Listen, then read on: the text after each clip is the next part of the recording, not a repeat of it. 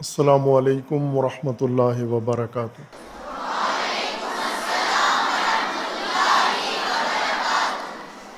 اعوذ باللہ من الشیطان الرجیم، بسم اللہ الرحمن الرحیم۔ اللہم وفقنا لما تحب وترضى واجعل عاقبۃ امورنا خیرا ولا تکلنا الی انفسنا طرفۃ عین ابدا۔ رب ادخلنی مدخل صدق واخرجنی مخرج صدق واجعل لی من لدنک سلطانا نصیرا۔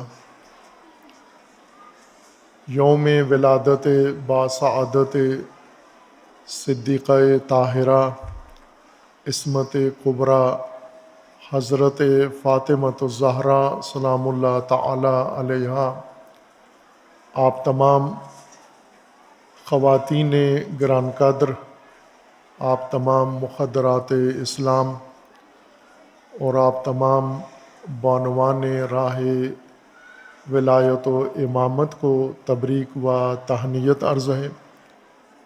اور اسی طرح یہ یوم مبارک اور یہ مناسبت مبارک تمام امت مسلمہ کو و تمام نساء العالمین کو مبارکباد عرض ہے۔ اسی طرح یہ یوم مبارک جو پیشوایان اسلام و امت کی طرف سے یوم میلاد بی بی فاطمۃ الزہرا سلام اللہ تعالی علیہا، یوم تکریم مادر بھی اعلان ہوا ہے، وہ عظیم مرتبہ و ہستی زمین کے اوپر جو مظہر ربوبیت خدا ہے، یعنی ماں اور مادر کا مقام عظیم، یہ دن تمام مادران اسلام کو، تمام مادران امت کو مبارکباد عرض ہے۔ اور اسی طرح یہ دن روز و یوم تکریم خواتین بھی ہے، اس لیے کہ مکرم ترین خاتون عالم تاریخ بشریت میں ان کا یوم میلاد ہے۔ امام خمینی رحمۃ اللہ علیہ اور رہنمایان دین نے اسے مناسب جانا ہے کہ یہ یوم تعظیم و تکریم خواتین بھی ہو۔ تمام نساء العالمین و تمام نساء الاسلام و مخدرات اسلام کو یہ دن مبارکباد عرض ہے۔ اور اسی طرح یہ دن یوم تاسیس ہے جامعہ ام الکتاب، مہد علم و تربیت اور مہد پرورش کردار مریم و کردار فاطمی۔ تمام جامعہ ام الکتاب کی طالبات، معلمات، مدیرات اور تمام کارکنان کو مبارکباد عرض ہے۔ اور اسی طرح چونکہ یہ ہدیہ امت اسلامی کے لیے ہے ام الکتاب، اس لیے امت اسلامی کو یہ یوم تاسیس مبارکباد عرض ہے۔ یہ دن آپ تمام خواتین جو دور و نزدیک سے زحمت، دشوار موسم کی سختی کو برداشت کر کے یہاں پر تشریف لائی ہیں اور اپنا یوم تکریم، یوم میلاد حضرت زہرا کو آپ نے رونق بخشی ہے اور اس جامعہ میں تشریف لائی ہیں، آپ سب کا شکریہ ادا کرتے ہیں۔ اور یہ عظیم الشان کانفرنس کے انعقاد میں جن خواتین نے، جن حضرات نے، جن کارکنان نے محنت کی ہے، لگن سے کام کیا ہے اور ہمیں آج یہ موقع دیا ہے، یہ ملکی تاریخ میں، پاکستان کی تاریخ میں اہم ترین محافل و مجالس میں سے ہے، جس کے اثرات بھی دور رس اور گہرے اثرات ہیں۔ ان سب کا شکریہ ادا کرتے ہیں اور ان کے لیے اللہ تبارک و تعالیٰ کی بارگاہ سے اجر عظیم کی دعا کرتے ہیں۔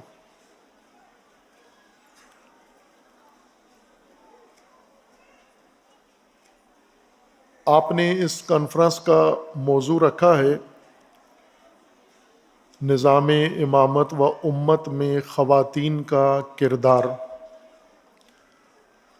اور نظام امامت و امت کے اندر جو اسوات ہیں، جو رول ماڈل ہیں، جن سے آپ نے الہام لینا ہے اور لیا ہے، وہ دو عظیم ہستیاں، ایک حضرت خدیجۃ الکبریٰ ام المؤمنین سلام اللہ تعالی علیہا ہیں، اور دوسری حضرت فاطمۃ الزہرا سلام اللہ تعالی علیہا۔ یہ دو اسوات حسنہ، اسوات کاملہ، اور یہ دو پاکیزہ ہستیاں ایک نمونہ ہیں نظام امامت و الہی نظام کی تشکیل میں جو اہم اور بنیادی کردار ادا کیا ہے۔ اگر یہ دو ہستیاں نہ ہوتیں تو بہت دشوار تھا نظام دین قائم کرنا۔ رسول اللہ صلی اللہ علیہ وآلہ وسلم کے لیے، رسول اللہ صلی اللہ علیہ وآلہ وسلم نے عمر بھر اپنی حیات مبارکہ کے آخری لمحے تک حضرت خدیجہ سلام اللہ تعالی علیہا کو فراموش نہیں کیا، نظر انداز نہیں کیا۔ آج امت حضرت خدیجہ کو فراموش کر چکی ہے، ان کی عظیم خدمات، لیکن رسول اللہ نے اس اسوہ عظیمہ کو ہمیشہ اپنی زندگی میں یاد رکھا۔ اتنا کثرت سے رسول اللہ حضرت خدیجۃ الکبریٰ کو یاد فرماتے تھے، عظمت کے ساتھ، تعظیم کے ساتھ، تکریم کے ساتھ، کہ دیگر ازواج گرامی رسول اللہ کی انہیں بعض اوقات یہ ناگوار گزرتا تھا کہ ان کی موجودگی میں ایک مرحومہ زوجہ کو رسول اللہ کثرت سے یاد کرتے ہیں، ان پر دشوار تھا، گران گزرتا تھا، اور انہوں نے اپنی ناگواری چھپائی نہیں بلکہ رسول اللہ کے سامنے ظاہر کر دی، اور اعتراض کی صورت میں یہ کہا کہ آپ وہ خاتون جو دنیا سے گزر گئی ہے، البتہ انہوں نے ادب سے نہیں ذکر کیا، بے ادبی کے ساتھ ذکر کیا جو رسول اللہ پر بہت بھاری گزرا۔ انہوں نے کہا کہ آپ وہ بڑھیا جو دنیا میں نہیں ہے اس کو نہیں بھولتے، جبکہ ہم موجود ہیں آپ کی زندگی میں اور آپ کو ان کی زیادہ یاد آتی ہے۔ اس پر رسول اللہ صلی اللہ علیہ وآلہ وسلم نے انہیں ٹوکا اور جواب دیا کہ تمہیں کیا معلوم خدیجۃ الکبریٰ کیا ہیں؟ وہ فقط ایک زوجہ نہیں ہیں، بیوی نہیں ہیں، بلکہ وہ نظام نبوت میں ایک معاون، مددگار اور انقلاب نبوی کی ایک فعال رکن اور کارکن، بلکہ ایک مرحلے میں واحد کارکن تھیں، تنہا تھیں، جو رسول اللہ صلی اللہ علیہ وآلہ وسلم کے ساتھ ہر سختی میں، ہر دشواری میں، ہر مشکل میں کھڑی رہیں۔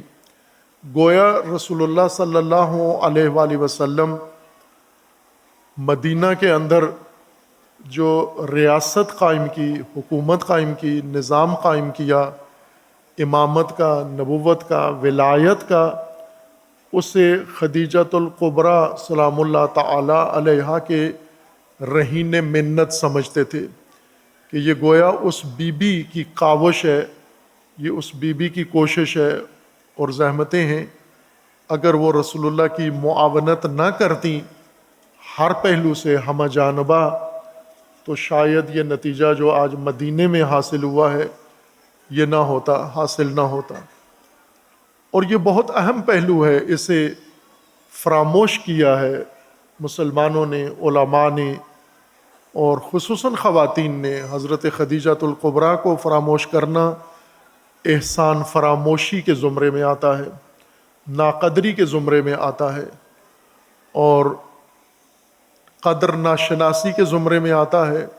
جس بی بی کی زحمتوں کے قدر شناس رسول اللہ ہیں اور جس کے قدردان رسول اللہ ہیں، یقیناً اللہ تبارک و تعالیٰ کی ذات اس کی قدردان ہے۔ امت اس کو فراموش کرے، یہ حق شناسی و قدر شناسی نہیں ہے۔ اور دوسری بی بی جنہوں نے نظام امامت و ولایت کے لیے کوشش کی اور انتہا درجے کی کوشش کی ہے، ہر چند ان کی کوششیں ان کی اپنی زندگی میں بارآور ثابت نہیں ہوئیں، لیکن انہوں نے کوشش میں کوئی کوتاہی نہیں کی ہے۔ یہ خود ایک اپنی جگہ پر اسوہ ہے، نمونہ ہے کہ اگر کسی زمانے میں آپ کو لگتا ہے کہ آپ نظام الہی کے لیے کوشش کریں لیکن اس کا عملی امکان نہ نظر آتا ہو، تو آپ نے اس صورت میں کوشش ترک نہیں کرنی۔ جیسے آج کچھ لوگ ہیں جن کے ذہنوں میں یہ تخیل ہے یا ڈالا گیا ہے کہ چونکہ پاکستان جیسے ماحول میں یا دنیا میں بالعموم نظام الہی، نظام امامت و امت کے قیام کا امکان نظر نہیں آتا، لہٰذا ہمیں اس پہ وقت بھی ضائع نہیں کرنا چاہیے، اس کا ذکر بھی نہیں کرنا چاہیے۔ یہ حضرت زہرا سلام اللہ تعالی علیہا کے اسوہ کے کاملاً برعکس بات ہے۔ یہ بی بی کے رویے سے بالکل متناقض اور متضاد بات ہے۔ جناب سیدہ سلام اللہ تعالی علیہا کو معلوم تھا، یقین تھا کہ نہ ہونے والا کام ہے، لیکن اس کے باوجود اپنی کوشش میں کوئی کمی نہیں کی، کوتاہی نہیں کی، اور جہاں مردوں کے لیے میدان تقریباً بند تھا، وہاں پر جناب سیدہ سلام اللہ تعالی علیہا نے تنہا اس میدان کو سنبھالا۔ یہ بات آج کے لیے بہت اہم ہے، چونکہ آج کے حالات اس زمانے کے حالات سے کاملاً بدل چکے ہیں، تبدیل ہو چکے ہیں، اور آج کی خواتین کے لیے بہت ضروری ہے ان روشنی کے میناروں سے رہنمائی لینا، روشنی لینا، آگاہی لینا، اور اپنی زندگی اس طرز پہ گزارنا جس کو جناب رسول اللہ صلی اللہ علیہ وآلہ وسلم نے خواتین کے لیے مقرر کیا تھا۔ میں اس کے لیے ایک تمہید آپ کی خدمت میں عرض کرتا ہوں، مقدمہ خواتین کے لیے، جس پر آپ نے غور کرنا ہے، اور اس اصول کی روشنی میں آپ تفکر کریں، سوچیں، اپنے دین کو سمجھنے کے لیے، قرآن کو سمجھنے کے لیے، اہل البیت علیہم السلام کو سمجھنے کے لیے، اور جناب سیدہ کا راستہ سمجھنے کے لیے، تعلیمات دین کو سمجھنے کے لیے، اور بالخصوص اپنے زمانے کے مطابق زندگی گزارنے کے لیے۔ یہ بہت اہم نقطہ ہے، عورتوں کے ساتھ مخصوص نہیں ہے، چونکہ مجلس خواتین کی ہے، اس لیے میں خواتین کو خطاب کر کے یہ بات عرض کرنا چاہتا ہوں، ورنہ مردوں کے لیے بھی یکساں ہے یہ نقطہ۔ اور وہ یہ ہے کہ جناب زہرا سلام اللہ تعالی علیہا یا بی بی خدیجۃ الکبریٰ سلام اللہ تعالی علیہا یا دیگر خواتین جو اس وقت موجود تھیں، مختلف ان کی شناختی حیثیت تھی۔ چونکہ یوم ولادت بی بی زہرا ہے تو اس لیے خصوصیت کے ساتھ ان دو ہستیوں کا ذکر، ماں بیٹی کا ذکر ہم کر رہے ہیں۔ اس کا یہ مطلب نہیں ہے کہ یہ فقط دو ہی اسلام کے دامن میں یہ دو ہی شخصیات ہیں اور باقی خواتین نہیں ہیں نمونے کے طور پر یا ماڈل کے طور پر، بلکہ اس کے علاوہ بھی بہت ساری خواتین ہیں جن کی گران قدر خدمات ہیں اپنے زمانے میں، اپنے عہد میں۔ امام خمینی رحمۃ اللہ علیہ علماء اور مجتہدین کو یہ رہنمائی فرماتے تھے اکثر، اور بعض اوقات انہوں نے اسے بہت تاکید کے ساتھ بیان کیا کہ دین کی فہم میں، اسلام کے فہم میں زمان و مکان کو دخالت حاصل ہے۔ زمان و مکان کو نظر انداز کر کے آپ آج کے دور میں موجودہ نسل کے لیے دین و قرآن نہیں سمجھ سکتے۔ آپ زمان و مکان کو سمجھنے سے یا دخالت سے مراد امام کی یہ تھی کہ جس وقت اسلام کا آغاز ہوا، دین اسلام نازل ہونا شروع ہوا، تو ایک زمانہ تھا، وہ دور کہلاتا ہے، اور ایک خاص ماحول تھا، مکان تھا، جگہ تھی۔ جیسے عرب ماحول تھا، جاہلیت کا ماحول تھا، مکہ کی سرزمین تھی، تہذیب تھی، اور اسی طرح وہ زمانہ اور وہ ماحول اور مکان جس میں اسلام نازل ہوا، اس ماحول کو اسلام کے نزول میں، احکام میں دخالت حاصل تھی۔ یعنی اس زمانے اور اس ماحول کی خصوصیات کو مد نظر رکھ کر اللہ تبارک و تعالیٰ نے دین کی تعلیمات بیان فرمائی ہیں۔ ایسا نہیں ہوا کہ اس زمانے کی جو خصوصیات ہوں اور اس ماحول کی خصوصیات، انہیں نظر انداز کر کے دین اسلام کی تعلیمات نہ زمانی خصوصیات سے مطابقت رکھتی ہوں، نہ مکانی خصوصیات سے مطابقت رکھتی ہوں، اور اللہ تبارک و تعالیٰ نے ایسی تعلیمات بیان کی ہیں جو زمانے پر منطبق نہیں ہیں اور حالات سے مطابقت نہیں رکھتی۔ ان تمام زمانی خصوصیات کو مد نظر رکھا گیا۔ بعض علماء نے اس بات کی صراحت کی ہے، تصریح سے بیان کیا ہے کہ اگر قرآن 1400 سال پہلے مکہ میں نازل نہ ہوتا، اور 1400 سال پہلے، 14 صدیاں پہلے نازل نہ ہوتا، بلکہ آج نازل ہوتا، اور مکہ کے علاوہ کسی اور علاقے میں نازل ہوتا، مثلا ہم پاکستان کو فرض کر لیتے ہیں، بر صغیر کو فرض کر لیتے ہیں۔ فرض کرنے میں تو کوئی مشکل نہیں ہے، کوئی شرعاً حرام فرض بھی نہیں ہے کہ منع ہو کہ ایسا فرض آپ نہ کریں۔ آپ یوں فرض کریں کہ قرآن آج نازل ہو رہا ہے، رسول اللہ صلی اللہ علیہ وآلہ وسلم آج تشریف لائے ہیں اور مبعوث ہو رہے ہیں، اور ماحول بھی عرب کا ماحول نہیں ہے بلکہ پاکستان کا ماحول ہے، اور موجودہ صورتحال ہے، موجودہ صدی ہے، موجودہ زمانہ ہے، موجودہ حالات ہیں، اور اس میں نبی بھی آخر الزمان کے مبعوث ہوئے ہیں اور قرآن بھی آج نازل ہو رہا ہے۔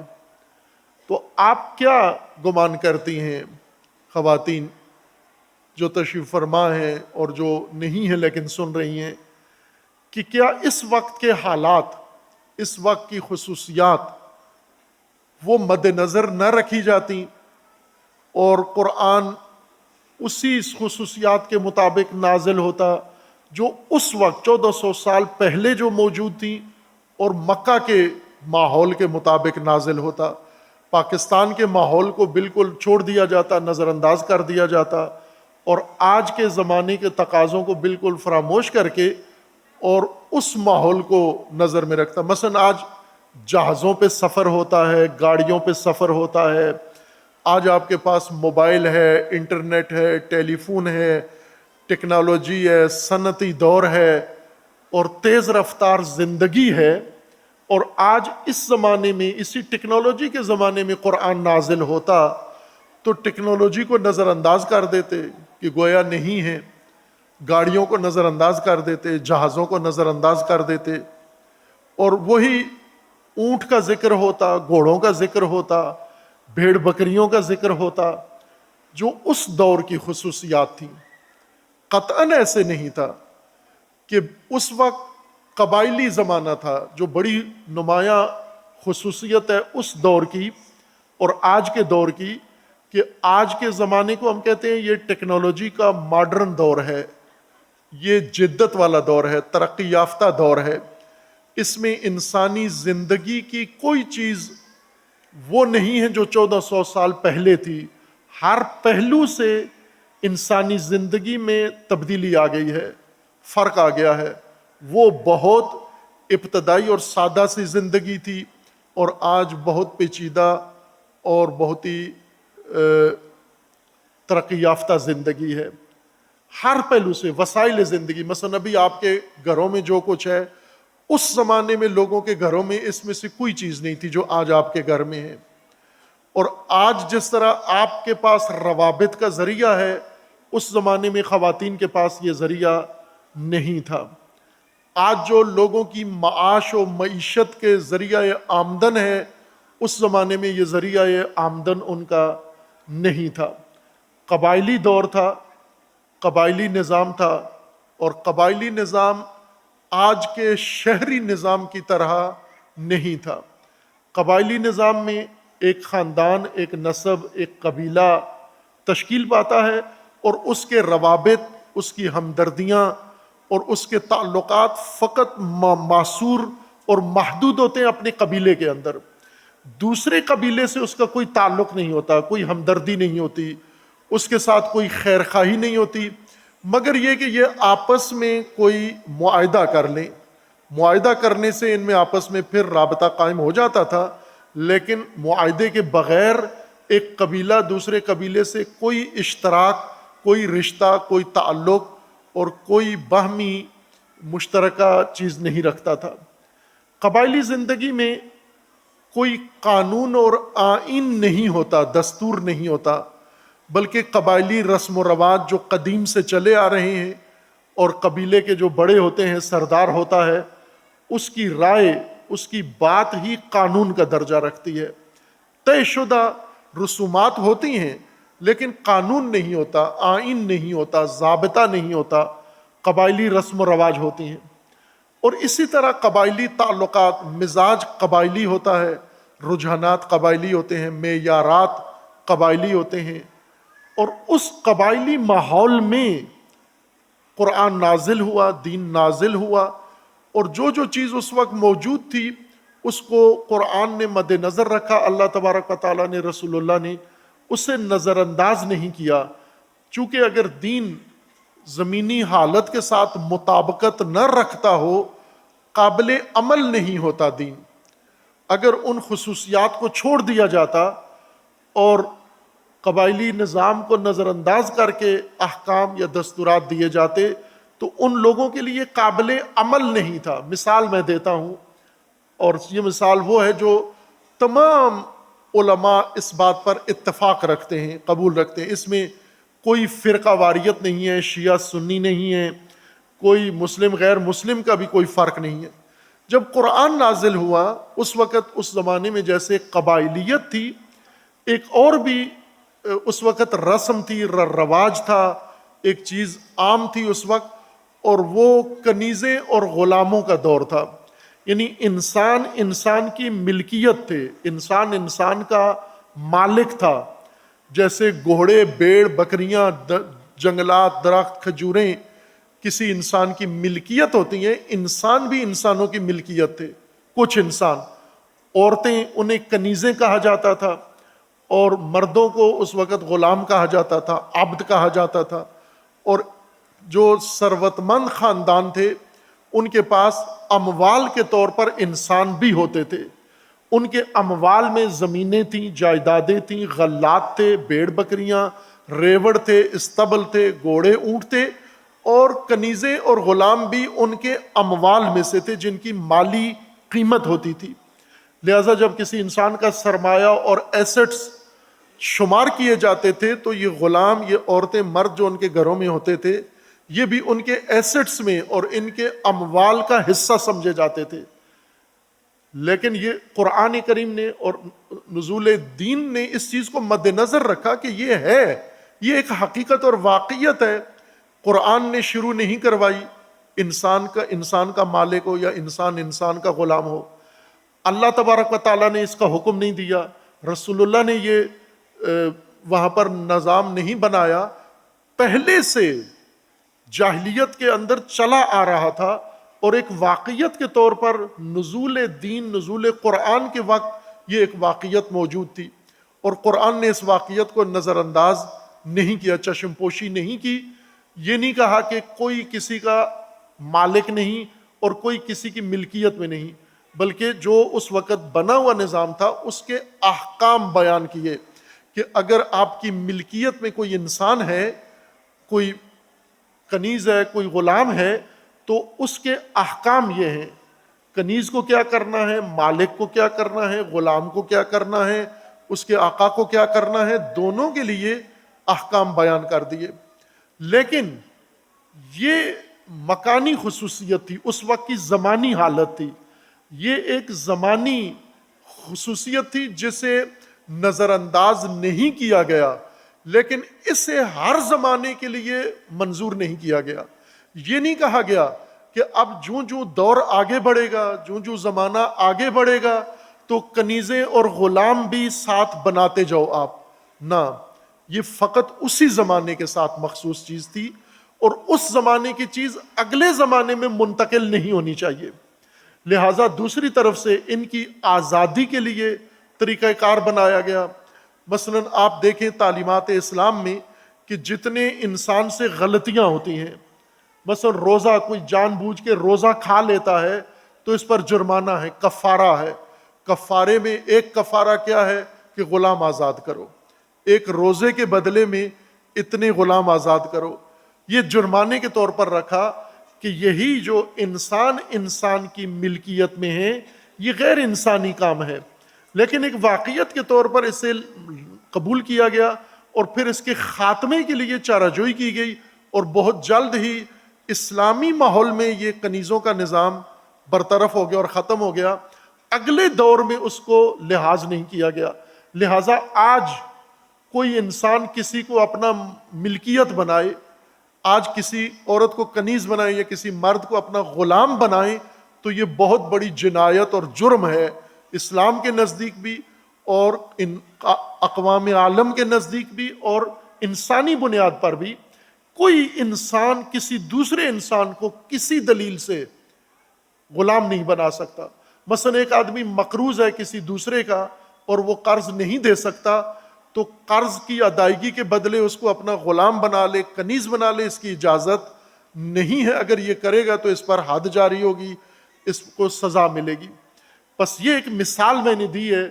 علماء شیعہ، علماء سنی، تمام مسالک اور مذاہب کے علماء اس بات پر متفق ہیں کہ اس زمانے کے حقائق، اس زمانے کی خصوصیات کے مطابق اللہ تبارک و تعالیٰ نے احکام بیان کیے، اور یہ جوں یہ خصوصیات بدلتی جائیں گی، یہ احکام بھی ان خصوصیات کے تابع رہیں گے۔ یعنی اس دور میں غلامی کا دورہ تھا تو احکام غلامی کے یہ حجیت رکھتے تھے۔ آج غلامی کا دور نہیں ہے تو وہ احکام سارے کل عدم ہیں، ان احکام کا کوئی موضوع آج باقی نہیں رہا، ان احکام پر کوئی فقی فتویٰ نہیں دے سکتا، کوئی حکم لاگو نہیں کر سکتا، کوئی مسلمان ان پر عمل درآمد نہیں کر سکتا، چونکہ اس زمانے کے احکام ہیں۔ آج کے زمانے میں وہ احکام آپ جاری نہیں کریں گے۔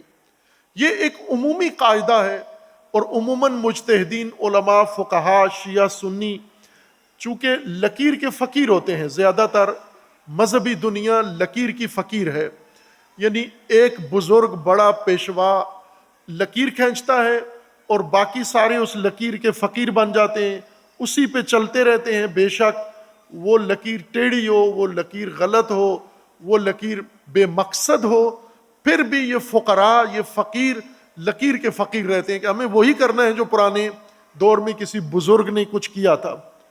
نہ، آپ کو اجتہاد کرنا ہے۔ اجتہاد کا مطلب یہ ہے کہ لکیر کا فقیر نہیں بننا۔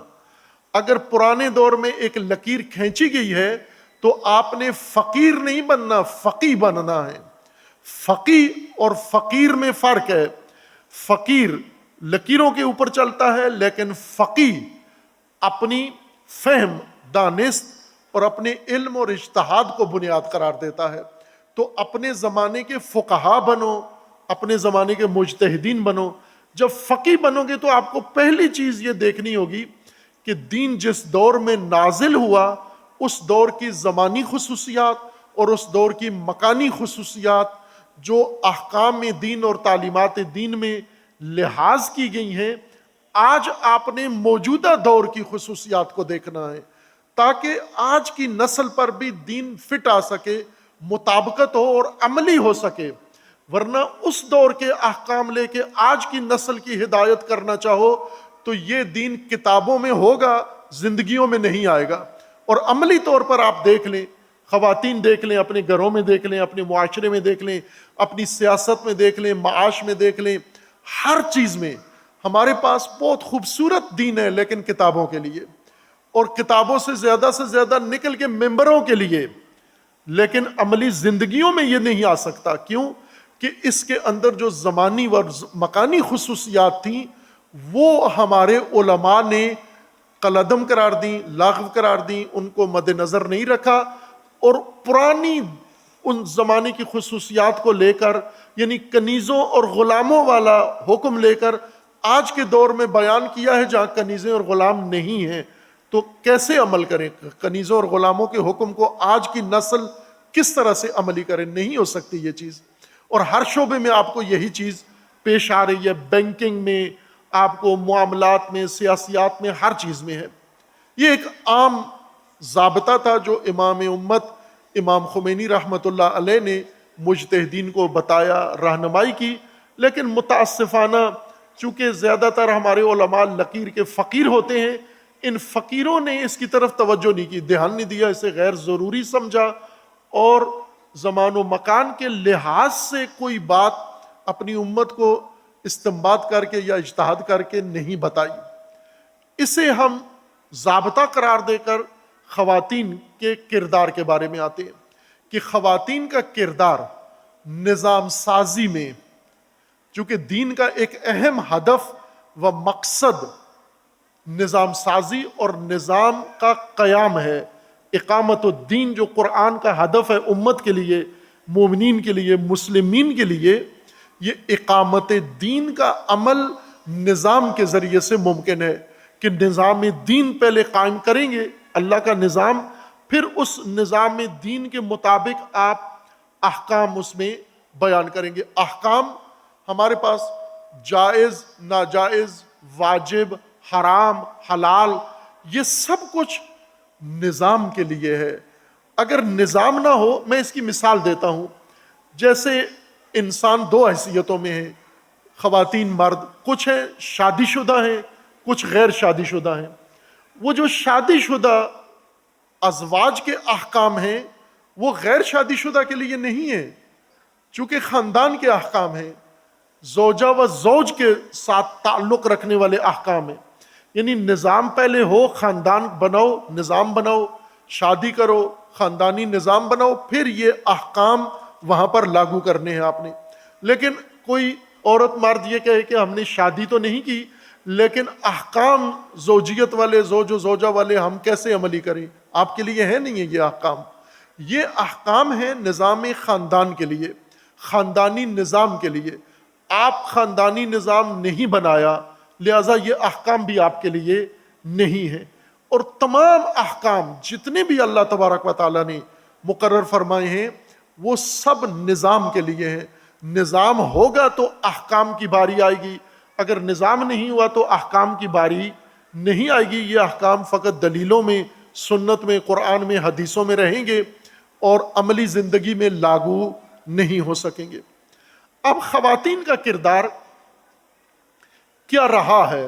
آج کے دور کی خواتین وہ عملی، معاشرتی، سماجی نظام میں ایک اپنا کردار ادا کر رہی ہیں. لیکن تاریخ میں پیچھے جائیں آپ کہ خواتین نے اپنے اپنے دور میں، اپنے زمانے اور اپنے مکان اور اپنے ماحول کے مطابق کیا کردار ادا کیا ہے. جیسا میں نے عرض کیا تھا کہ قبائلی نظام اگر ہو، چونکہ عورتوں کو اور مردوں کو میدان نظام فراہم کرتا ہے.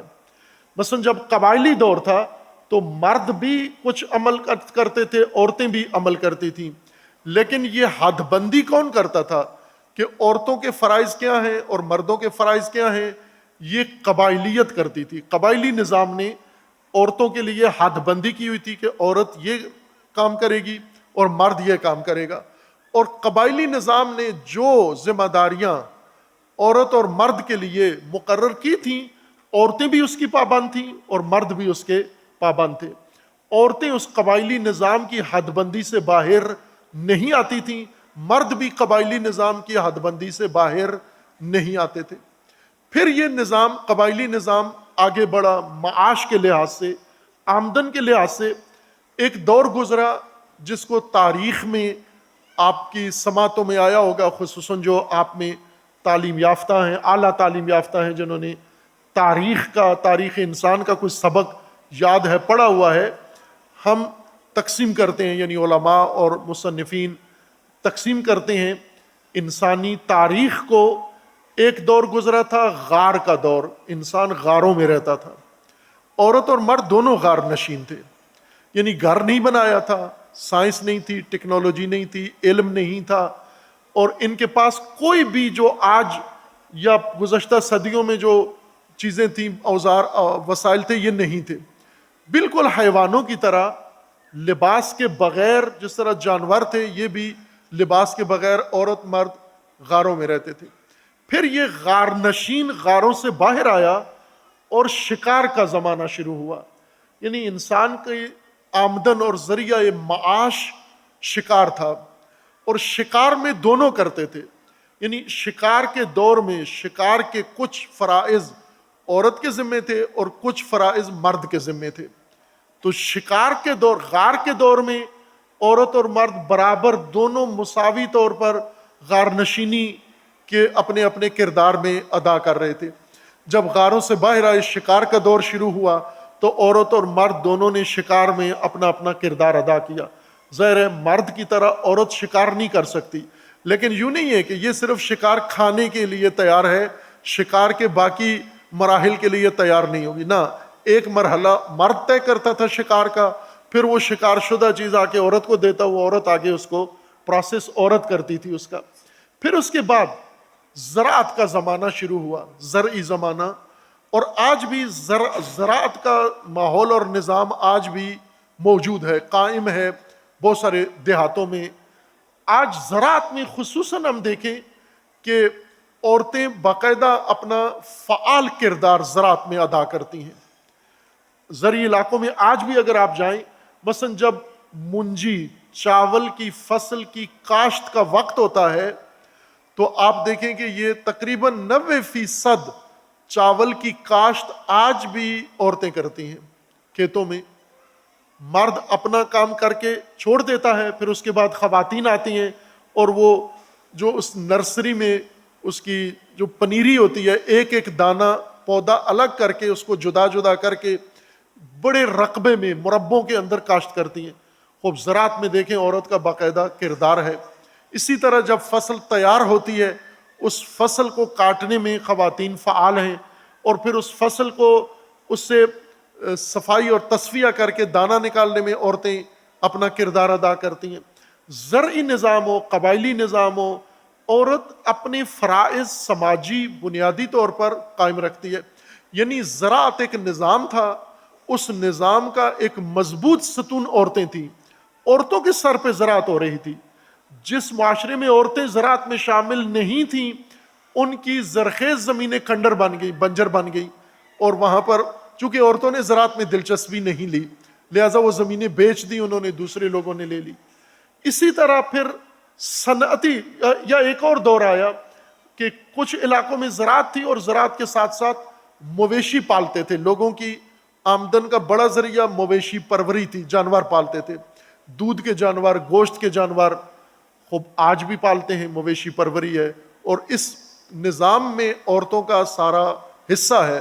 یعنی کوئی علاقہ ایسا نہیں دیکھیں گے جہاں پر لوگوں کی آمدن مویشی پروری ہو اور وہ مویشی پالنے میں عورتوں کا کوئی دخل نہ ہو، اور عورتیں صرف گھروں کے اندر پابند بیٹھی ہوئی ہوں اور کچن میں کام کر رہی ہوں یا صرف برتن دھو رہی ہوں، بلکہ زراعت ہے تو زراعت کے نظام کا مرکزی ستون ہے، مویشی پال رہی ہیں تو مویشیوں کی زراعت، اس کے اندر پرورش میں خواتین کا مکمل کردار ہے۔ پھر صنعتی دور شروع ہوا، موجودہ دور یا موجودہ دور سے پچھلا دور صنعتی دور تھا، کارخانے بنے، فیکٹریاں بنی، تو کئی خواتین ہیں جنہوں نے گھریلو صنعتیں قائم کی ہیں۔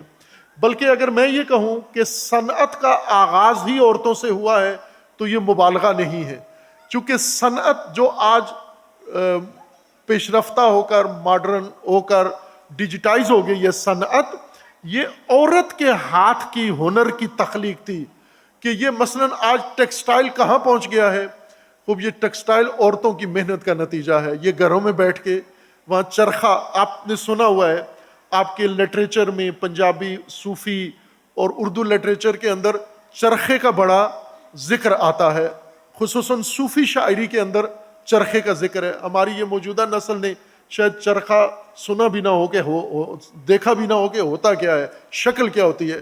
انہیں چرخہ کہا جائے تو ممکن ہے گھوڑا ذہن میں آئے ان کے۔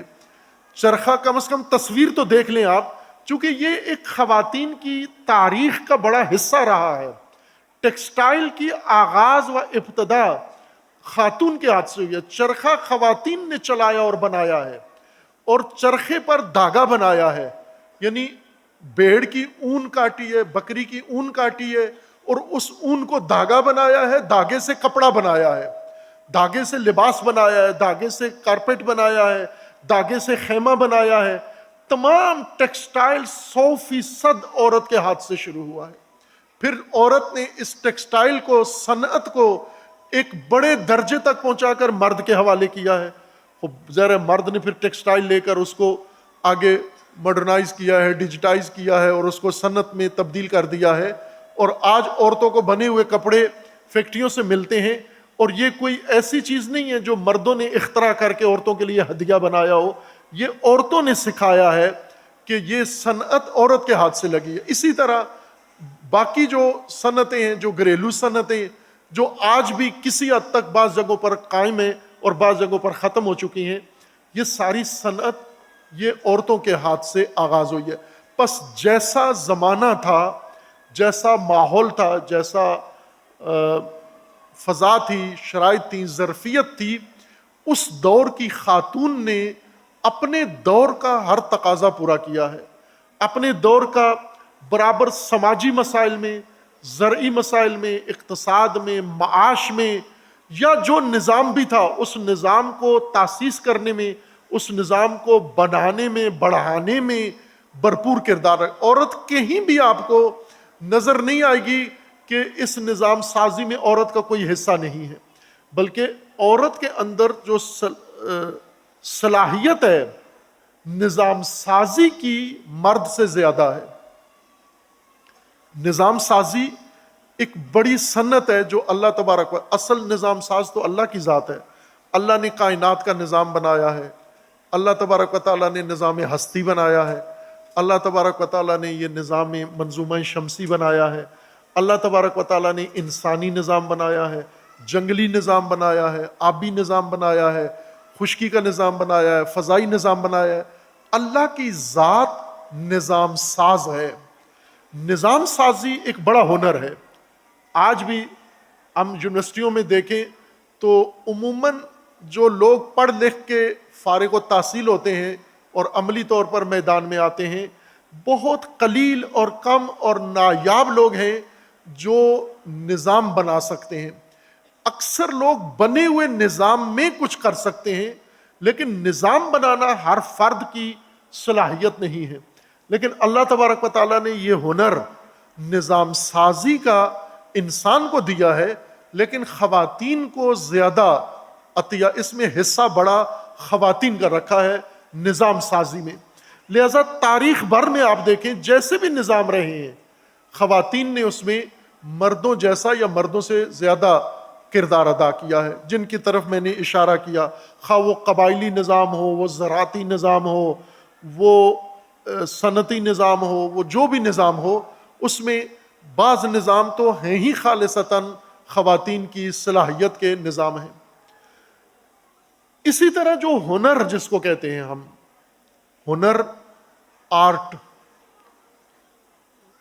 خواتین فطرتاً ہنرمند ہوتی ہیں۔ مرد کو ہنر سیکھنا پڑتا ہے. مرد پیدا ہو کر ہنرمند بنتا ہے، عورت پیدائشی ہنرمند ہوتی ہے. اس کو زیادہ ہنر سیکھنا نہیں پڑتا، اس کی اندر جبلت میں، اس کی شخصیت میں اللہ تبارک و تعالیٰ نے ہنر رکھا ہے. یعنی نسوانیت کا ایک اہم ترین رکن ہنرمند ہونا ہے. آپ بچپن سے دیکھیں، بچیاں چھوٹی ہوتی ہیں، بچہ بھی ہوتا ہے، بچیاں بھی ہوتی ہیں، ان دونوں کے اعمال پہ غور کریں آپ، تو آپ کو چھوٹی بچیاں، بالکل چھوٹی بچیاں، اپنے بچوں کو بھی دیکھیں، بیٹوں کو اور بچیوں کو دیکھیں، بچیاں آپ کو ہنر نظر آتا ہے ان کے اندر. ہنر یعنی وہ ظرافت، نظافت، لطافت اللہ تبارک و تعالیٰ نے خام مال بنایا ہے. جیسے مٹی خام مال ہے، مٹی سے شاہکار بنانا یہ ہنر کہلاتا ہے. مٹی کو شاہکار بنا دینا، مٹی سے ایسا مجسمہ بنانا، مٹی سے ایسا ظرف بنانا، مٹی سے ایسا برتن بنانا، مٹی سے ایسا گملہ بنانا، مٹی سے ایسا پھول بنانا، یہ ہنر ہے. مرد بھی کر سکتا ہے، عورتیں بھی کرتی ہیں، لیکن عورتوں کے اندر گویا جبلی اور فطری ہے یہ ہنر، کہ ایک خام مال کو ایک بہت ہی شاہکار، اعلیٰ شاہکار میں بدل دینا، اس کے کاٹ چھانٹ ایسے کرنا، اس کی تراش خراش ایسے کرنا، اس کی ترکیب و ترتیب ایسے بنانا کہ یہی مٹی خوبصورت لگتی ہے، ابھی یہ پتھر خوبصورت لگتا ہے، یہ لکڑی اب خوبصورت لگتی ہے. آپ دیکھیں گھر جتنے سجے ہوئے ہیں، گھر خوب، یہ گھر ایک مرد کو دیں کمرہ، کہ ایک کمرہ مرد کو دیں کہ اس کی ڈیکوریشن آپ کریں، ایک خاتون کو دیں، خاتون خانہ کو، کہ اس کی تزئین اور ڈیکوریشن آپ کریں. خوب پھر آپ موازنہ کر لیں کہ مرد نے جو ہنر کمرے کی آرائش میں دکھایا ہے اور عورت نے. البتہ اگر مرد کہیں سیکھا ہوا ہے، ڈیکوریشن سائنس پڑھی ہوئی ہے اس نے، تو وہ اچھا کر لے گا. میں ایک عام آدمی کی بات کرتا ہوں جو گھریلو مرد ہے اور جس نے ہنر نہیں سیکھا ہوا، آرٹ نہیں پڑھی ہوئی، وہ اگر گھر بنائے گا تو واضح فرق آپ کو اس چیز میں نظر آ جائے گا کہ کس کی فطرت میں ہنر مندی ہے اور کس کو ہنر سیکھنا پڑتا ہے.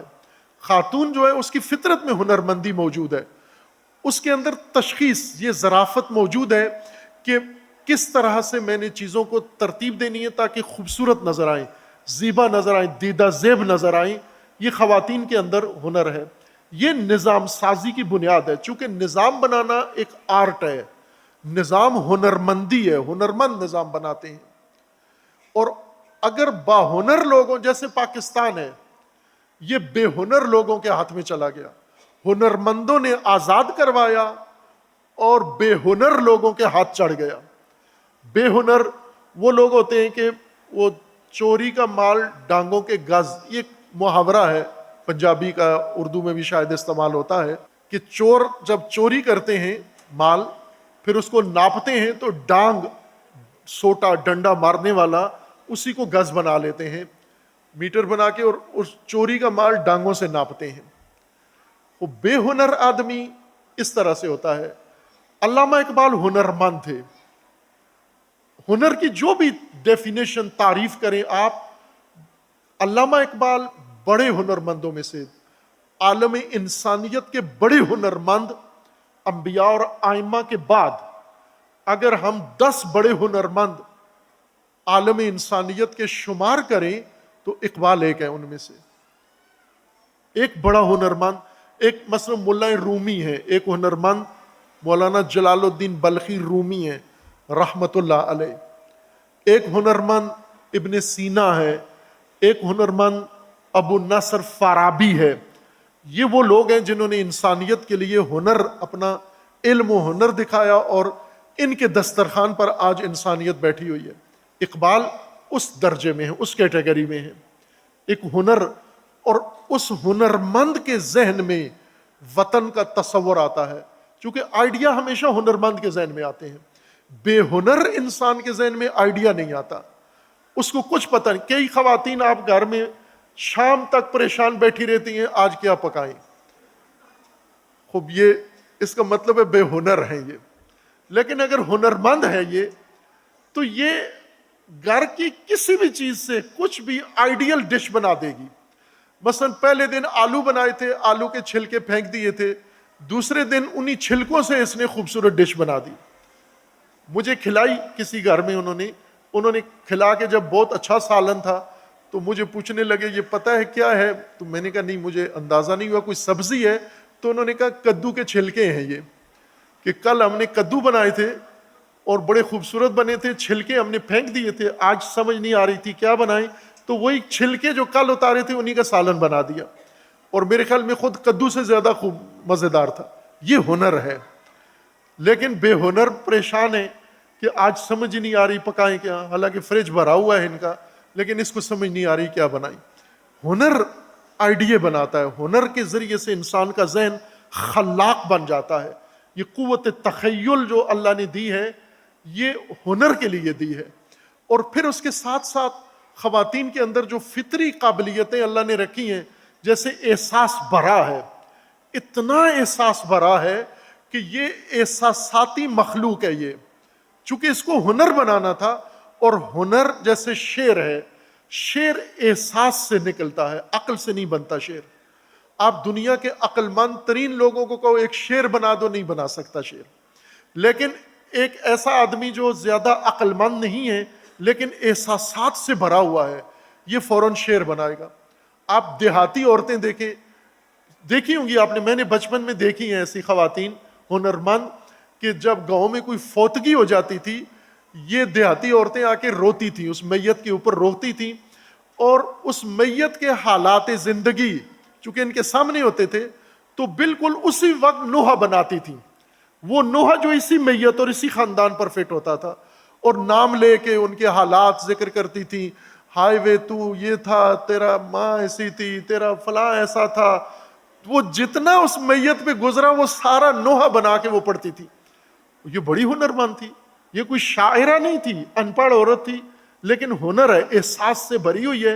اور احساس اس نے آ کے میت پہ ایسا کوہرام برپا کیا کہ وہ عورتیں جو گپے لگا رہی ہوتی وہ بھی رونا شروع کر دیتی ہیں. یہ ہنرمندی ہے جو خاتون کے اندر شامل ہے. یہ احساس ایک دوسری توانائی ہے بہت بڑی خواتین کے اندر ہنرمندی کے لیے. نظام سازی ہنر ہے، ہنرمند لوگ نظام بناتے ہیں. آپ توجہ کریں کہ ہمارے پاس دینی مواد، علمی مواد کتنا ہے، اور اس مواد سے نظام نہیں بنا سکے. امام خمینی جب انقلاب لائے تو نظام دین بنا ہوا نہیں تھا، علماء بے شمار تھے ایران کے اندر.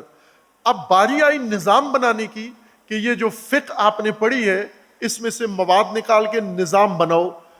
تو اب علماء تو بہت تھے، فتوے دینے والے، احکام بیان کرنے والے، آیات پڑھنے والے، روایات پڑھنے والے، لائنیں لگی ہوئی تھیں، لیکن ان روایتوں سے نظام بنائے یہ نہیں تھے. اس وقت ایک ایسا امام کی بساط میں، امام کے اس خزانے میں ایک ایسا ہیرا تھا جس نے یہ کام کیا.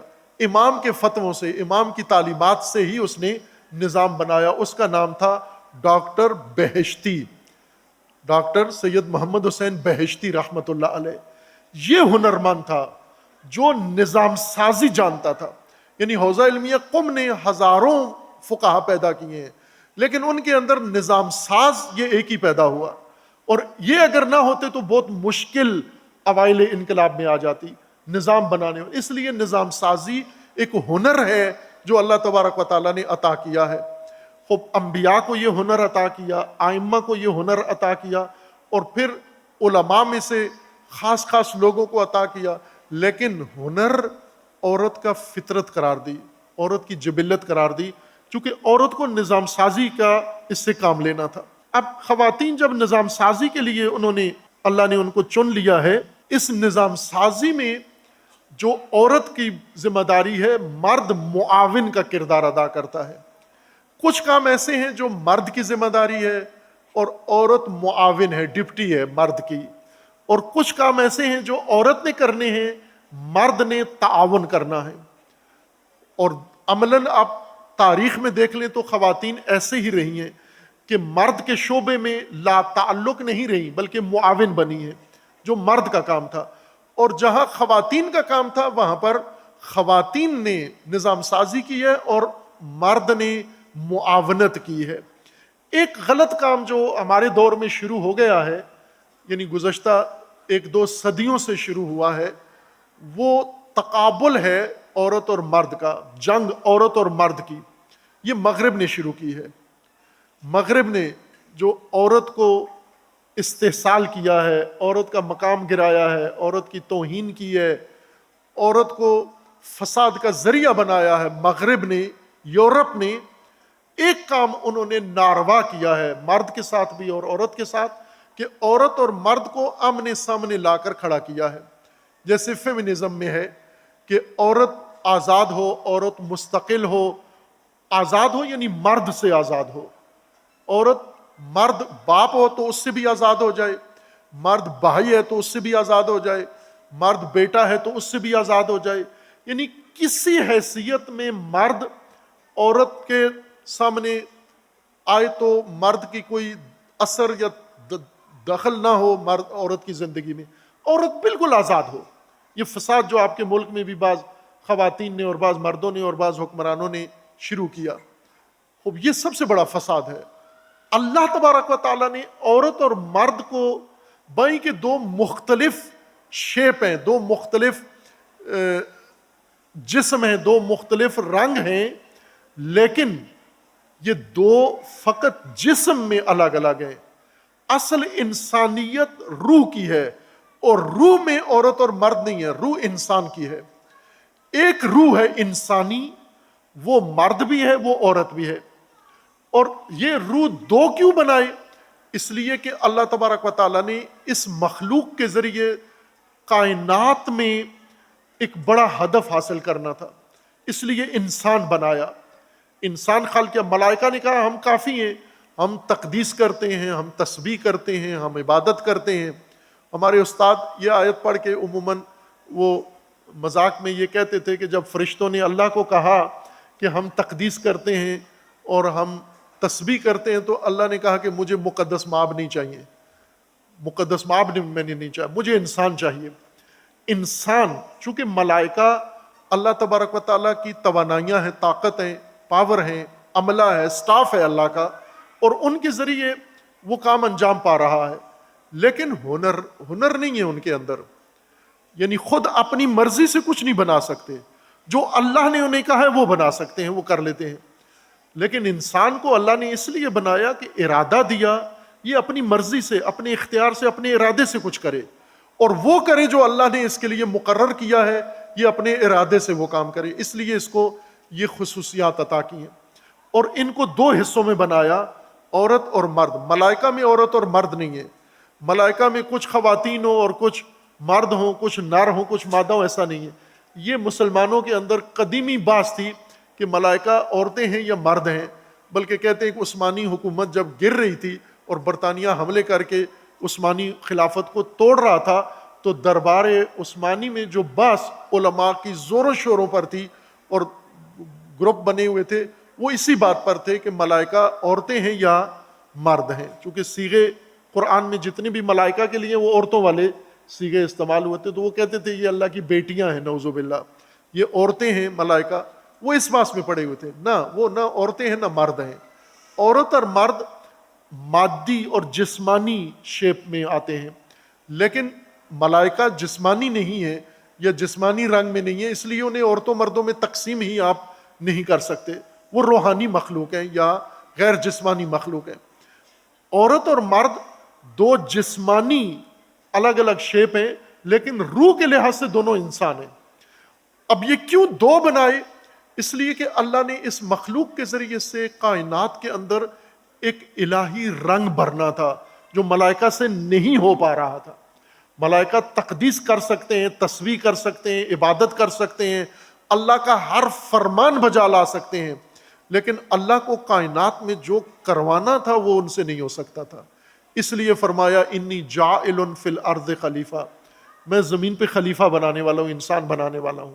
انہیں اعتراض ہوا تو اللہ نے فرمایا کہ پہلے اس کو ذرا اس کی صلاحیتیں دیکھ لو، پہلے اس کی قابلیتیں دیکھ لو کیا ہیں. جب وہ قابلیتیں سامنے آئیں، ملائکہ نے سجدہ کیا اور تعظیم کی اور قبول کیا مقام انسانیت کو.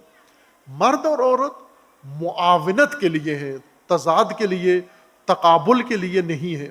مغرب نے یہ خیانت جو انسانیت پہ ظلم کیے ہیں، ان میں سے ایک بڑا ظلم عورت اور مرد کا تقابل ہے، کہ عورت کو مرد کے مقابلے میں اور مرد کو عورت کے مقابلے میں لا کے کھڑا کر کے اس کے حقوق اور اس کے حقوق، اس کی آزادی اور اس کی آزادی، عورت کے اوپر مرد کا تسلط یا مرد کے اوپر عورت کا تسلط، یہ انہوں نے چھیڑا ہے۔ قرآن نے دونوں کو معاون بنایا ہے۔ امیر المومنین اور حضرت بی بی زہرا سلام اللہ تعالی علیہا کی جب شادی ہوئی، یہ خواتین غور سے سنیں یہ بات، جب یہ مقدس ترین ازدواج، کائنات کی سب سے افضل ازدواج جب ہوئی، تو رسول اللہ صلی اللہ علیہ وآلہ وسلم نے دوسرے یا تیسرے دن شادی کے بعد امیر المومنین سے پوچھا، علی علیہ السلام سے پوچھا کہ علی بتائیے کہ میری بیٹی فاطمہ کو آپ نے بے حیثیت زوجہ، بیوی کے طور پر کیسے پایا؟ اب ذرا حیثیتیں تبدیل ہو جاتی ہیں، پہلے وہ فقط رسول اللہ کی بیٹی تھیں، ایک خاتون تھی، خاتون جنت تھیں اور بڑا اعلیٰ مقام تھا، لیکن اب حیثیت بدل گئی ہے، اب زوجیت کے رشتے میں آ گئی ہیں اور زوجہ بن گئی ہیں، تو بطور زوجہ کیسی ہیں یہ؟ امیر المومنین نے اصل واقعیت اور راز بتا دیا، فرمایا کہ نعم العون فی عبودیت اللہ، اللہ کی بندگی میں بہترین معاون ہے یہ میرا ہدف اللہ کی بندگی ہے، اور یہ بندگی خدا میں میری بہترین معاون ہے۔ معاون ہے، خاتون معاون ہے مرد کی مردانہ شعبے میں، اور مرد معاون ہے عورت کے لیے زنانہ شعبے میں۔ اب زنانہ شعبے ہیں کیا؟ میں نے پہلے عرض کیا کہ آپ زراعت کے دور کو دیکھو تو زنانہ شعبے، زراعت ساری زنانہ شعبہ تھا۔ اب صنعت کو دیکھو تو صنعت ساری زنانہ شعبہ تھا، چونکہ یہ ٹیکسٹائل کی صنعت ہے ہی، ایجاد ہی عورتوں کی ہے، تو یہ زنانہ شعبہ تھا۔ لیکن ان کو جب بھیڑ بکری ضرورت پڑتی تھی، اون، تو وہ مرد فراہم کرتا تھا، خام مال مرد دیتا تھا، اس خام مال کو ہنر میں بدلنا یہ خواتین کا کام تھا۔ اسی طرح جتنے نظام گزرے ہیں یا ہیں موجود، ان میں خواتین کا بنیادی کردار ہے۔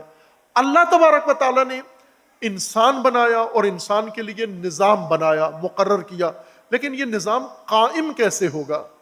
اس نظام کے قیام کے لیے اللہ تبارک و تعالیٰ نے انسانوں کو چنا، اور انسانوں میں خصوصاً خواتین کو انتخاب کیا، چونکہ نظام سازی کی فطری صلاحیت عورت کے اندر ہے۔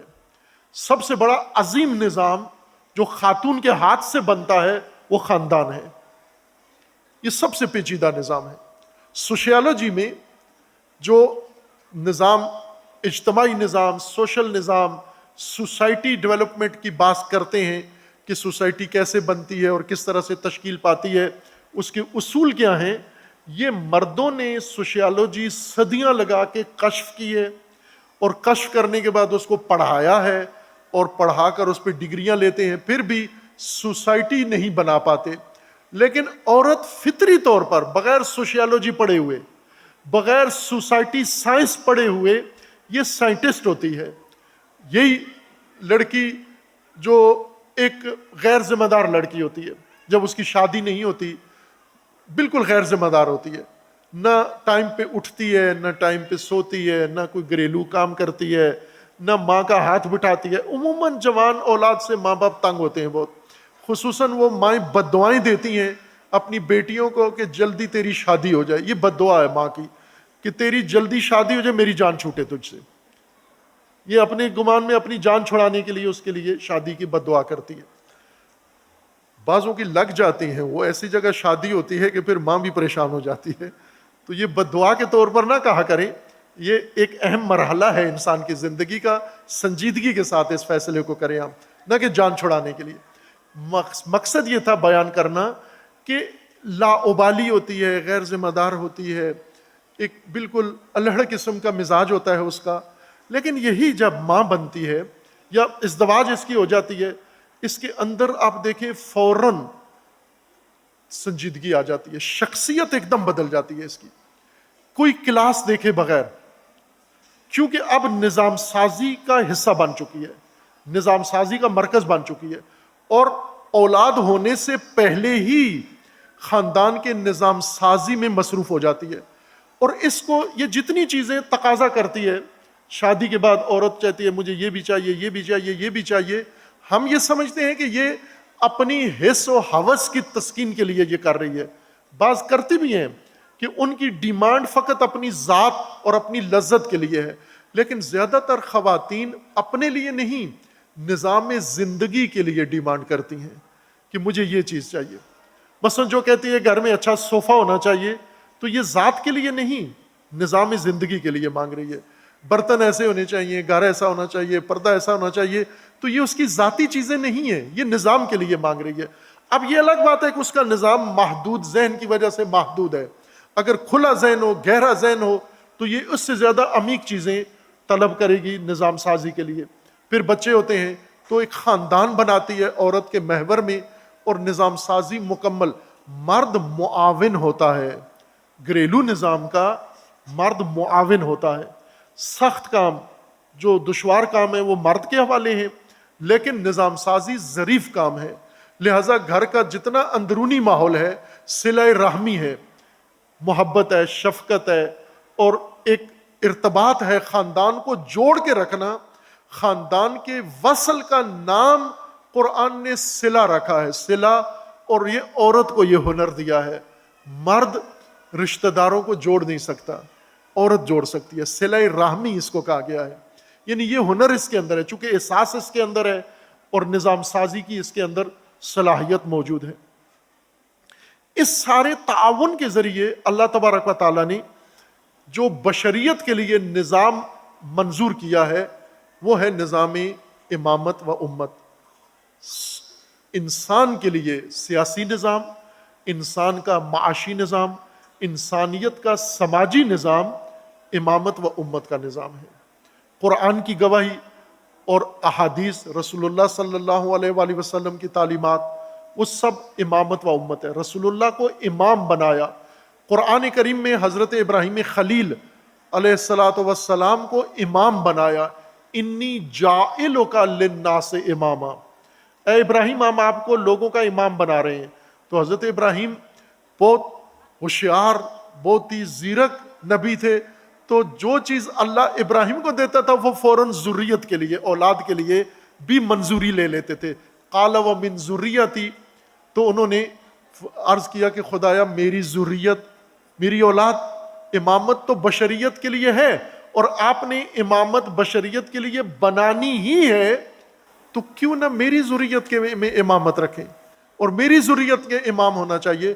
اللہ تبارک و تعالیٰ نے یہ درخواست منظور کر لی، اور اللہ کا جواب ہوا قال لا ینال عہد الظالمین، اے ابراہیم تیری ذریت میں امام ہوں گے، امامت ہوگی، لیکن ظالم کوئی بھی تیری ذریت کا ظالم امامت تک نہیں آ سکتا.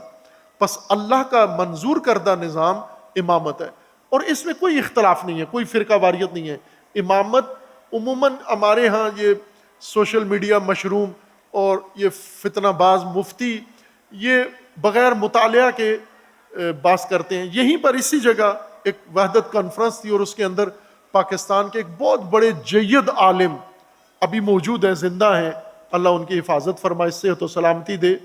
انہوں نے یہاں بیٹھ کر گفتگو کی، وہ موجود ہے نیٹ کے اوپر، آپ سن سکتے ہیں. شیرانی صاحب بلوچستان کے جمعیت علماء اسلام کے سربراہ گزرے ہیں، پہلے پارلیمنٹیرین سینٹ بھی، اور بڑے عہدوں پر رہے ہیں، اسلامی نظریاتی کونسل کے چیئرمین بھی رہے ہیں. انہوں نے یہاں بیٹھ کر، دیوبندی عالم نے یہ صراحت سے کہا کہ اہل سنت کو کہ آپ غلط فہمی کا شکار ہو، کہ آپ سمجھتے ہو کہ شیعہ کے ہاں امامت کا نظام ہے، اہل سنت کے ہاں بھی نظام امامت کا ہی نظام ہے.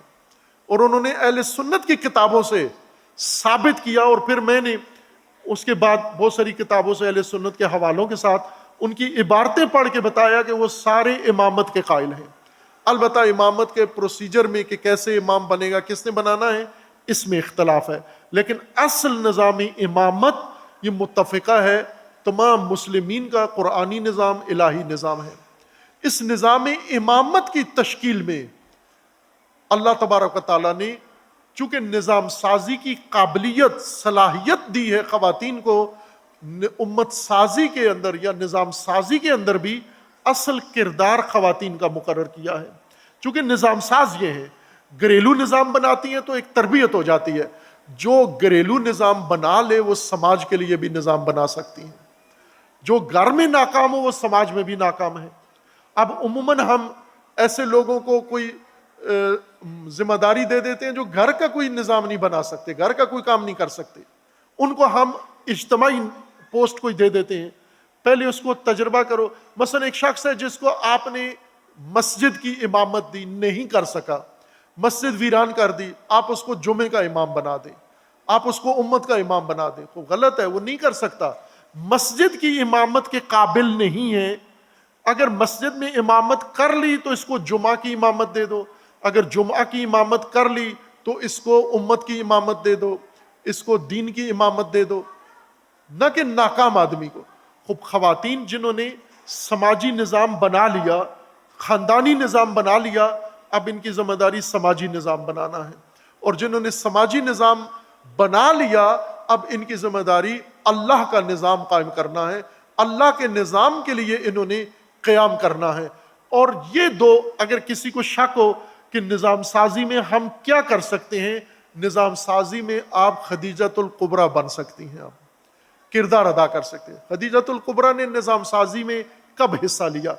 بنے ہوئے نظام میں شامل نہیں ہوئی، بالکل خالی پلاٹ میں، جب رسول اللہ تنہا تھے اور سوائے حضرت ابو طالب کے کوئی ساتھی نہیں تھا، چونکہ امیر المومنین چھوٹے تھے اس وقت، کم سن تھے، تو اس وقت ایک خاتون نے حامی بھری اور رسول اللہ کی ساتھی بنی، معاون بنی، اور معاون بن کر رسول اللہ کی ایسی مدد کی، ایسا تعاون کیا نظام سازی میں کہ رسول اللہ آخری عمر تک، رحلت کے وقت تک قدردان رہے خدیجۃ الکبریٰ کے۔ اور باقی ازواج جب اعتراض کرتی تھی تو فرماتے تھے کہ تم فقط حق زوجیت ادا کرتی ہو، بنے ہوئے نظام سے لطف اندوز ہو رہی ہو، لیکن جس نے نظام کے لیے قربانیاں دی ہیں، جس نے نظام کے لیے اپنے آپ کو فدا کیا ہے، جس نے اپنی دولت، اپنی ثروت، اپنی جوانی، اپنی صحت، اپنی ہر چیز نظام کے قدموں میں لا کر رکھ دیا، وہ خدیجۃ الکبریٰ ہے۔ تو میں کس طرح بھول سکتا ہوں خدیجۃ الکبریٰ کو؟ اسی طرح پھر جناب فاطمہ الزہرا سلام اللہ تعالی علیہ، کہ جب نظام کے لیے اہم مرحلہ آ جاتا ہے کہ نظام کی طرف سے تھوڑا امت کے اندر ایک تبدیلی محسوس ہوتی ہے کہ گویا نظام سے دوری کی طرف رجحان پیدا ہوا ہے، وہاں پر پھر مشکل دور میں، اب یہ آپ تشخیص دیں کہ ماں کا دور مشکل تھا نظام سازی میں یا بیٹی کا کردار مشکل تھا نظام سازی میں، یہ تقابل کر لیں آپ، شاید فیصلہ مشکل ہو جائے یہاں پر کرنا کہ جس مرحلے میں حضرت خدیجۃ الکبریٰ نظام سازی کا حصہ بنی وہ زیادہ کٹھن دور تھا، یا جس وقت جناب سیدہ میدان میں آئیں نظام سازی کے لیے یا نظام کی بقا کے لیے، وہ کٹھن دور تھا۔ بالآخر یہ دو کردار ہمیں بتاتے ہیں کہ آپ نظام سازی میں دشوار ہو، کٹھن ہو، خواتین جو کردار ادا کر سکتی ہیں، خصوصاً حضرت زہرا سلام اللہ تعالی علیہا نے جو نظام سازی میں کردار ادا کیا، اور پھر جامع ترین کردار کہ جہاں پر خدیجۃ الکبریٰ اور فاطمہ الزہرا دونوں مل کر ضم ہو کے، مدغم ہو کر ایک شخصیت کا روپ دھارتی ہیں، اس کا نام زینب اولیاء ہے۔ وہ اور زیادہ دشوار میدان کی دھنی ہے، وہ بہت سخت کٹھن مرحلے کے لیے تیار کرتی ہیں۔ تو یہ کردار ہیں خواتین کے نظام کے حوالے سے۔ باقی جو خواتین اپنے اپنے دور کے اندر کردار ادا کر رہی ہیں، میں اور بھی بہت کچھ اس موضوع پر تھا، مثالیں یہ ثابت کرنے کے لیے کہ خواتین کے اندر اللہ نے توانائیاں رکھی ہیں۔ میں فقط ایک اشارہ کرتا ہوں، آخر میں وقت ظاہر اذان کا قریب ہو رہا ہے۔ آپ فساد کی دنیا کو دیکھیں، خواتین کا کردار کتنا ہے نظام فساد قائم کرنے میں، فاسد نظام قائم کرنے میں، فحاشی کے نظام میں خواتین کا کردار دیکھیں کتنے فیصد ہے۔ آپ اپنے ملک میں دیکھ لیں، انڈیا میں دیکھ لیں، انڈیا کو زیادہ بہتر واضح مثال ہے کہ انڈیا میں مثلا فلم انڈسٹری ہے جو فساد میں بنیادی کردار ادا کر رہی ہے، جی ایچ کیو ہے فساد کا۔ خوب اس میں خواتین کا کتنا حصہ ہے انڈین فلم انڈسٹری کے اندر، اور ماڈلنگ میں اور فلاں میں اور فلاں میں؟ تجارت خواتین کے ذریعے ہو رہی ہے، کاروبار خواتین کے ذریعے ہو رہا ہے، فساد خواتین کے ذریعے ہو رہا ہے. یہ خواتین کی توانائیاں ہیں جو غلط شیطانی راہ میں استعمال کر رہی ہیں. لیکن شیطانی راہ میں اپنی صلاحیت استفادہ کرنا یہ ایک بات ہے، لیکن پوٹینشل ایک الگ چیز ہے. غلط استعمال ہو رہا ہے. مثلا ایک مرد کے اندر بڑی صلاحیت ہے لیکن یہ غلط استعمال کر رہا ہے، تو وہ استعمال غلط ہے. میں یہ کہہ رہا ہوں کہ آپ ان خواتین کی قابلیت دیکھیں، ان کا پوٹینشل دیکھیں، ان خواتین کا ٹیلنٹ دیکھیں کہ جن کے دوش پر یہ فلم انڈسٹری آج حکومت کر رہی ہے. یہ فلم انڈسٹری جہاں پہنچی ہے یہ خواتین کے دوش پہ پہنچی ہے. اگر خواتین ہٹ جائیں اس فساد کے نظام سے، مرد تنہا فساد نہیں پھیلا سکتا. ناممکن ہے مرد فساد پھیلا سکے. اگر عورت اس نظام فساد کے ستون نہ بنے، ہٹ جائے، یہ دڑام سے گر جائے گا. تو یہ خواتین کی قابلیت ہے، صلاحیت ہے کہ اگر ایک خاتون جاتی ہے فساد کے نظام میں اور وہاں جا کر اس فساد کے نظام کو اتنا پختہ مضبوط کر دیتی ہے اور دنیا کے لیے قابل قبول بنا دیتی ہے، تو اللہ تبارک و تعالیٰ نے یہ قابلیت اس راہ کے لیے نہیں دی تھی، یہ قابلیت اس راہ کے لیے دی. ابھی بعض مولانا طارق جمیل حفظہ اللہ، ان کا ایک ہدف یہ ہے کہ فلمی ایکٹریس کو کلمہ پڑھاتے ہیں جا کر اور ان کو مسلمان کرتے ہیں، اچھا کام کرتے ہیں، پردہ کرا دیا، عمرہ کرا دیا اور اس طرح ان کے نماز روزہ شروع کروا دیا. نہ، اس سے آگے کرنا چاہیے ان کو. یعنی ان کو میرا مشورہ ہے وہ یہ ہے کہ یہ کام جو اس نے فساد میں جتنا قابلیت ظاہر کی ہے، اتنی اب الہی نظام میں بھی اس سے کروائیں. آپ صرف عمرہ کر کے دوپٹہ اوڑھ لینا اور گھر میں نماز پڑھ لینا یہ نہیں ہے توبہ. چونکہ فساد میں اس نے صرف اتنا کام نہیں کیا، فساد میں اس نے پوری دنیا فاسد کی ہے. اب توبہ یہ ہے کہ اصلاح، توبہ میں اصلاح ضروری ہے.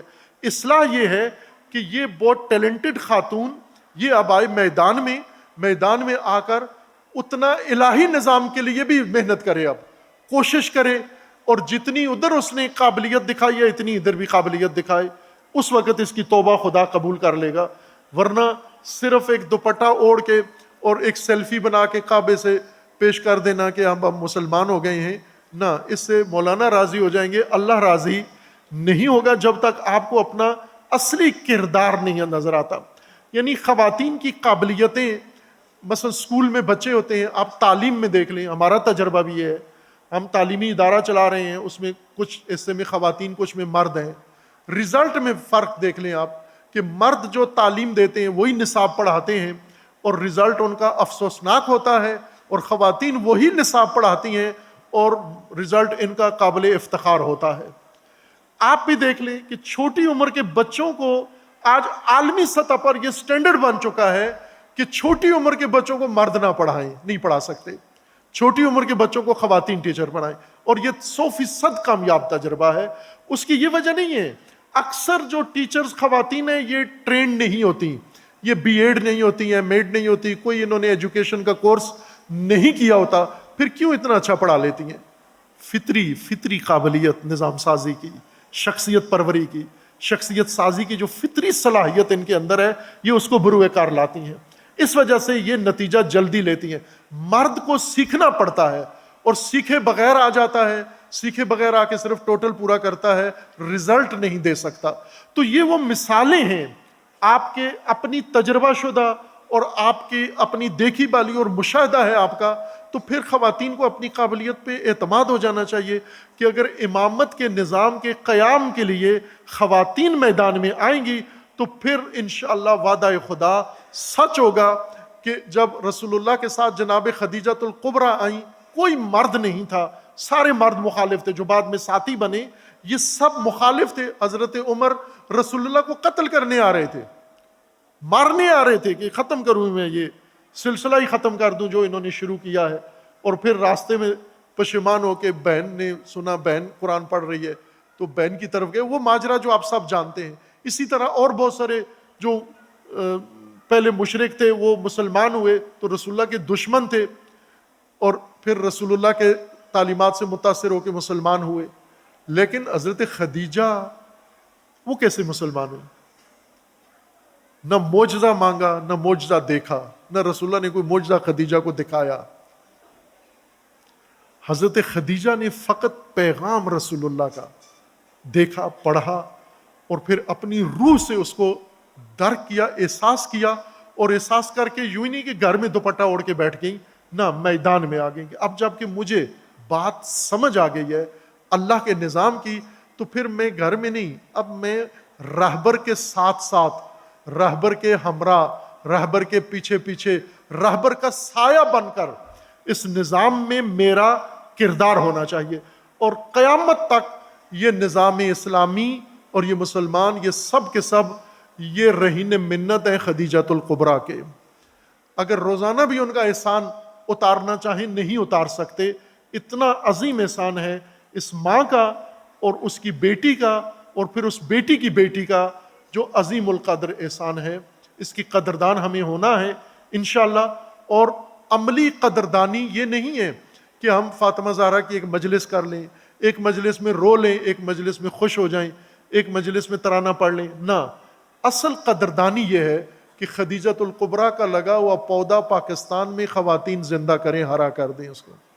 فاطمہ الزہرا سلام اللہ تعالی علیہا کا پودا ولایت و امامت کا، اس کو آبیاری کریں، اور زینب علیہ کا وہ ساری محنت، وہ سارا جہاد، وہ عظیم الشان کردار جس کے سامنے مرد بھی ہیچ نظر آتے ہیں، وہ نیچ نظر آتے ہیں، وہ کردار خواتین ادا کر سکیں، تماشائی نہ بنے اور ان بیروپوں میں اور ڈراموں میں شریک نہ ہو جو اللہ نے آپ کے لیے مقام عظیم مقرر کیا ہے۔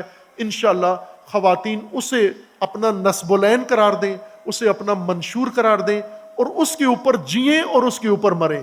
اور جب دنیا سے جائیں گی آپ تو پھر خدیجۃ الکبریٰ کی طرح فراموش نہیں ہوں گی آپ کے قدردان اللہ کی ذات ہے، آپ کے قدردان ائمہ اطہار ہیں، آپ کے قدردان ملائکہ ہیں، چونکہ جو بھی زمین پر اللہ کے نظام کے لیے کوشش کرتا ہے وہ ملائکہ کے ہاں یاد رکھا جاتا ہے۔ فقط دعی فی ملکوت السماوات عظیما، وہ ملکوت میں بہت عظیم شمار ہوتا ہے، دنیا والے بے شک اس کو نظر انداز کریں۔ اللہ تبارک و تعالیٰ انشاءاللہ آپ تمام خواتین کو اور تمام پاکستان کی خواتین کو اور تمام دنیا کی خواتین کو خداوند تبارک و تعالیٰ فکر حضرت خدیجہ، سیرت حضرت زہرا اور سیرت عظمیٰ حضرت زینب سلام اللہ تعالیٰ علیہا اپنانے کی توفیق عطا فرمائے انشاءاللہ۔ اور خداوند تبارک و تعالیٰ آپ سب کی اللہ حفاظت فرمائے، اور خداوند تبارک و تعالیٰ آپ سب کو اپنی بندگی کے لیے، اپنی اطاعت کے لیے اور اپنے نظام کے قیام کے لیے توفیقات میں اضافہ فرمائے اللہ تبارک و تعالیٰ۔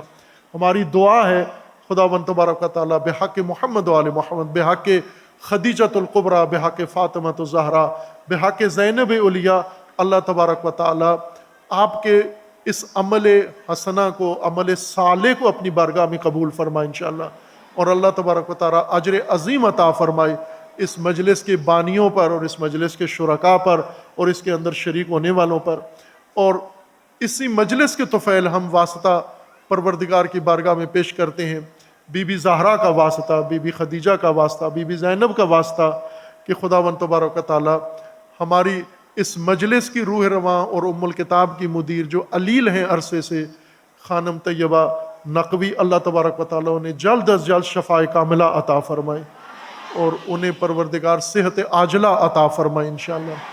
اور خداوند تبارک و تعالیٰ آپ تمام خواتین کے توسط سے پاکستان کے اندر نظام امامت کے احیاء و قیام کے لیے اللہ آپ سب کو توفیق عطا فرمائے۔ اللہ تبارک و تعالیٰ کی بارگاہ میں دعا ہے پروردگارہ اس امت کو بیداری و شعور عطا فرما، انہیں وحدت و الفت کی توفیق عطا فرما،